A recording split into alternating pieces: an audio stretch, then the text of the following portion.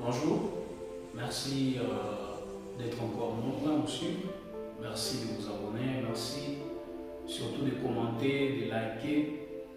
En tout cas, ça nous encourage et ça nous permet encore de perfectionner vos commentaires, vos likes. Vraiment, ça nous encourage de continuer. Ou sinon, nous sommes là dans notre nouvelle chronique. Alors, comme vous le savez, ici sur notre chaîne, nous parlons de la culture, de l'économie, de l'entrepreneuriat, un tout petit peu de politique, de vie sociale, donc c'est un peu ça. Et c'est là dans un seul but, éveiller la conscience, pousser les gens à rêver grand. C'est l'un des grands problèmes. Les gens ignorent que le rêve est la première étape dans le développement. Ce que je peux appeler la vision. Donc, tu ne peux pas réaliser quelque chose que tu n'as pas vu au départ, que tu n'as pas envisagé au départ. Donc, je nous encourage à rêver grand, je nous encourage à vraiment envisager des choses et cela est possible. Cela est possible. Alors, depuis que j'ai introduit un sujet qui parle de la dépendance à l'importation.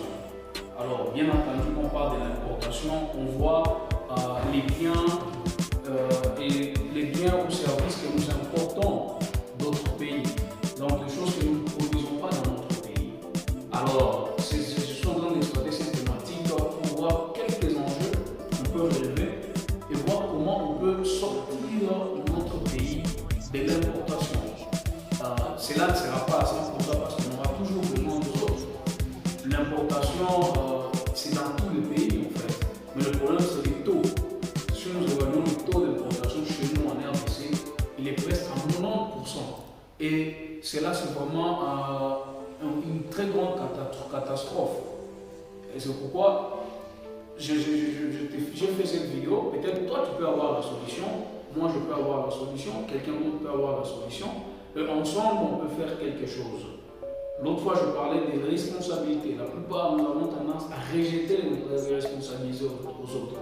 Nous sommes cette génération de victimisateurs. Si ça ne marche pas, c'est la faute du gouvernement. Si ça ne marche pas, c'est la faute de la politique. Si ça ne marche pas, c'est la faute de ma famille. Non, nous ne resterons pas victimisés. Qu'est-ce qu'on peut faire aujourd'hui afin de sortir de cette situation? Voilà pourquoi le premier enjeu que j'aimerais relever, c'est notre système éducatif.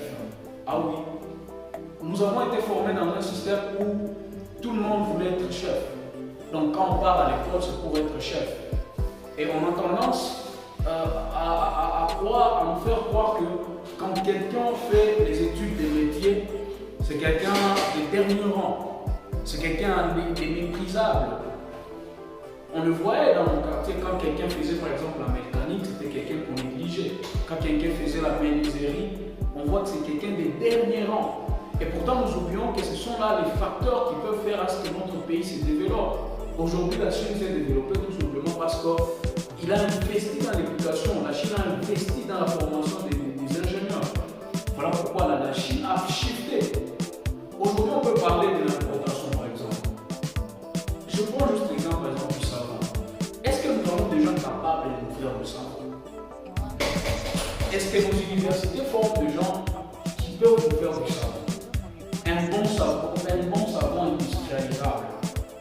Est-ce que nous avons des agronomes capables de produire des bons vivres? C'est la seule chose qui m'étonne quand tu vois un agronome, tu lui parles des champs, il s'énerve. Mais pourquoi tu fais l'agronomie si les champs, ça ne marche pas avec toi? Pourquoi tu ne peux pas faire l'agronomie? Vous verrez un agronome qui finit, il veut aussi être chef dans un bureau, il veut diriger les gens. Mais ça ne passe pas. Toi, tu as fait l'agronomie, va au champ.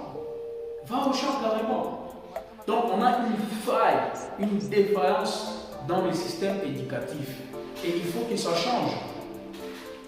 Le pays ne se développera pas au travers de la mentalité de la bureaucratie. Donc tout le monde veut être dans un bureau, tout le monde veut être chef.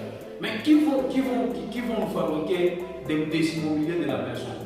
Qui vont nous faire des habits? Qui vont être dans les industries? Si tout le monde va à l'école pour être chef. Est-ce que vous pouvez comprendre ça? Donc nous avons une différence totale. Est-ce qu'aujourd'hui, nous avons vraiment de la compétence. Je peux vous scandaliser que même l'expertise est exportée.